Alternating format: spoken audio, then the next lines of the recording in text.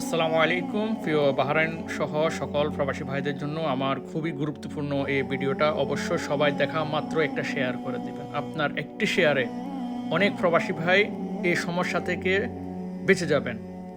সমস্যাটা তারা চেক করে সমাধান করতে পারবেন ইনশাআল্লাহ, আশা রাখি।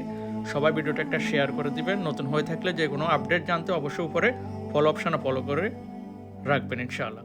যাই হোক, বাই দ্য ওয়ে, যেটা বলতে চাচ্ছি, অনেক প্রবাসী ভাইরা অনেক সময় দেখা গেল যে এয়ারপোর্টে যাওয়ার পরে যখন ইমিগ্রেশন করতে গেছে, যাওয়ার ফলে ওইখানে যখন তারা অনলাইনে তার যে কোনো সিস্টেম চেক করছে, ইমিগ্রেশনে চেক করার পরে ওনার সিস্টেমে ওনার নামে একটা ফাইন এসে বসে আছে, কিন্তু উনি জানেন না যে ওনার ফাইনটা কিভাবে আসলো বা কোত্থেকে আসলো। উনি ফাইনের বিষয়ে কোনো জানে না, যেহেতু ফাইনটা আসবে কিভাবে বা আসবে কেন। অনেক সময় এরকম সমস্যাগুলো প্রায় হয়ে থাকে, ঠিক আছে।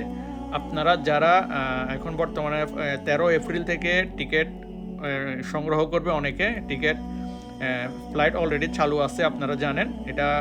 13 এপ্রিল থেকে যেমন ফ্লাই দুবাই, এয়ার আরাবিয়া এবং কি গালফ এয়ার তো আছে, টিকিটগুলো ক্রয় করবেন। তো আপনারা একটু যাচাই করবেন, যেহেতু আপনাদের নামে কোনো আজও কমপ্লেন আছে কিনা অনলাইনে দেখবেন। কারণ একটি দুর্ঘটনা সারা জীবনের কান্না একটা বলা হয়, কিন্তু এটা দুর্ঘটনা সারা জীবনের জন্য না, কিন্তু এটা একটা ফেরেশানি। আপনি এমনি কোনো সমস্যা না, আপনি টিকিট কাটলেন, কোনো সমস্যা না, ওখানে কোনো কিছু দেখায় নাই। যখন এয়ারপোর্টে ইমিগ্রেশনে গেছেন তখন দেখা গেল যে আপনার নামে অনলাইনে কমপ্লেন আছে, একটা ফাইন এসে বসে থাকে, জরিমানা। তো আপনার যাতে এই সমস্যা যেন মানে পোয়াইতে না হয়, আপনি আগে থেকে আপনার সিপিআর দিয়ে আপনি অনলাইনে চেক করে দেখবেন যে আপনার নামে কোনো কমপ্লেন আছে কিনা, তাহলে এই ধরনের সমস্যা পড়বেন না। অনেক খুশিতে একটা প্রবাসী ভাই মানে যাওয়ার একটা আগ্রহ থাকে, যখন আপনি এয়ারপোর্ট থেকে আবার বাসায় ফিরে আসবেন, এটা আপনার মনটা ভেঙে যাবে।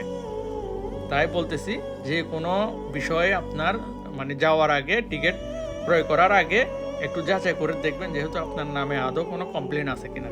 যদি কমপ্লেন থেকে থাকে, যে কোনো এটা ফাইনটা পে করে তারপরে টিকিটটা ক্রয় করে দেশে যাবেন।